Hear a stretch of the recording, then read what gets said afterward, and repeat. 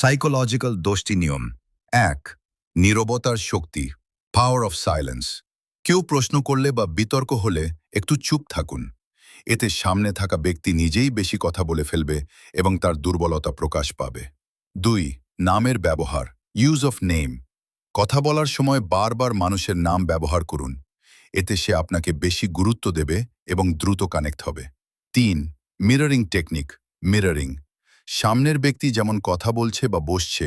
আপনি হালকাভাবে সেটা অনুসরণ করুন এতে সে অবচেতনভাবে আপনাকে নিজের মতো ভাবতে শুরু করবে ৪ কম কথা বেশি প্রভাব লেস টকিং মোর ইম্প্যাক্ট সব কিছু একসাথে না বলে ধীরে ধীরে বলুন এতে আপনার কথা বেশি গুরুত্ব পাবে এবং মানুষ আগ্রহী থাকবে ৫ চোখের যোগাযোগ আই কন্ট্যাক্ট ট্রিক কথা বলার সময় ৩ থেকে ৫ সেকেন্ড চোখে চোখ রাখুন এতে আত্মবিশ্বাসী মনে হবে এবং আপনি বেশি প্রভাব ফেলতে পারবেন ৬ চয়েসের ভ্রম ইলিউশন অফ চয়েস দুইটা অপশন দিন কিন্তু দুটোই আপনার পক্ষে রাখুন যেমন তুমি আজই করবে না কাল সকালে করবে এতে সে আপনার কথাই মানবে